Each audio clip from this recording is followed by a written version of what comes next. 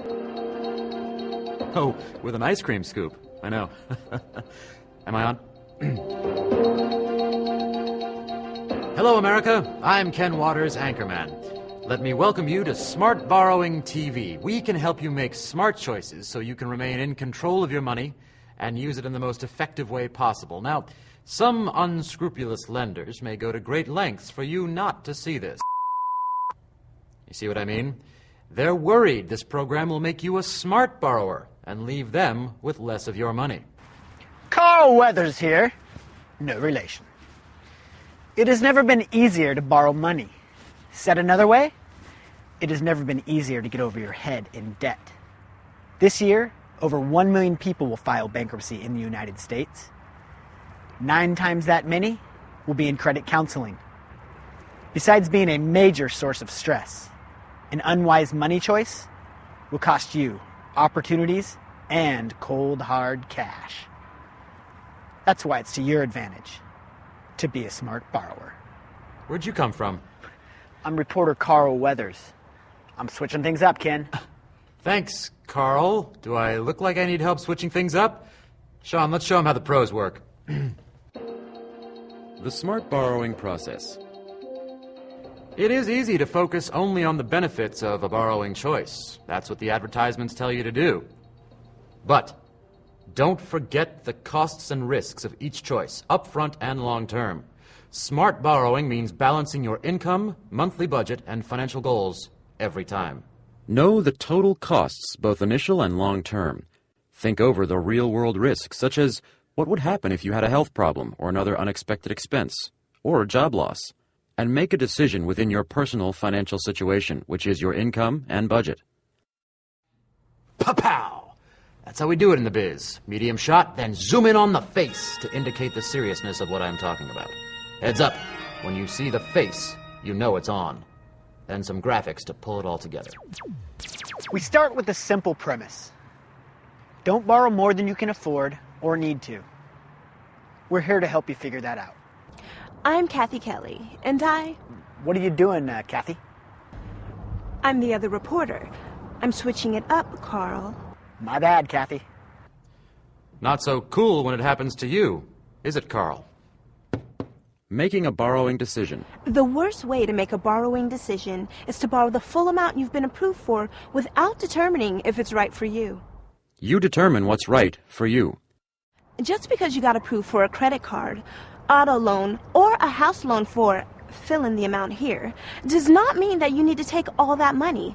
Lenders want you to take larger loans because the more money you borrow, the more they charge you in interest and fees. Don't let them determine what's right for you. Borrowing fundamentals. To help you keep as much money as you can for yourself, we're going to cover 5 key things: payday loans, credit cards, auto loans, mortgages, and mortgage refinancing. Let's start with some borrowing fundamentals. Borrowing money or using credit always costs you extra money. To determine the cost of credit and loans, you should know 3 things. Interest is an extra cost added to the amount you borrow. An interest rate is often called an annual percentage rate or an APR. Be realistic about the time it will take to pay back the money you borrow. But remember, the quicker you pay back the money, the less it will cost you. Most fees are charged up front to begin a loan. Ask questions about them and compare rates between lenders.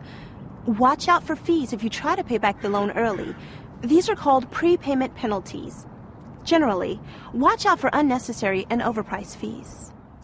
And consider this. The opportunity to spend money on one thing costs you the ability to save or spend on something else.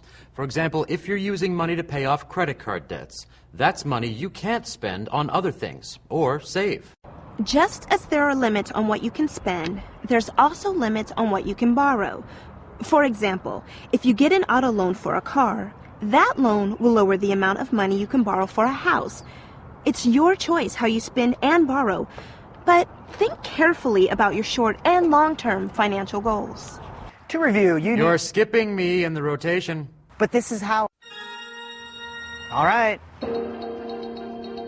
Borrowing costs money.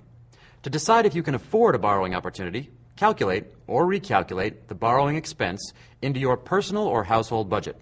A smart borrower cares about his or her debt-to-income ratio, or in other words, the percentage of income taken up by debt. If you have too much money committed to paying off debt, how can you afford your other expenses or move forward on other opportunities? For this reason, knowing a debt's demand on your income, both monthly and long-term, is essential.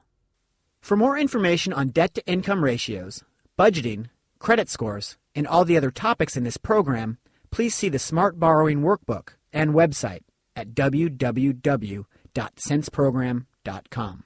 There is a risk anytime you take on a debt. Our intent is not to scare you out of a borrowing choice, but to make sure you're ready in case something goes wrong, such as a health scare or a layoff. We also want you to avoid borrowing thinking traps. These thoughts can trap you into debt. Thoughts like, it'll all work out, I'll get a better job, or I don't get money. These thoughts will not help you become a smart borrower. Make decisions based on your current situation, not some hoped-for future. If your future brings extra rewards, reap the benefits then. That's so much better than counting on something in the future and getting into financial trouble and limiting your options if it doesn't happen. That doesn't mean you don't believe in yourself. It just means you're making decisions based on your current situation. That's being a smart borrower.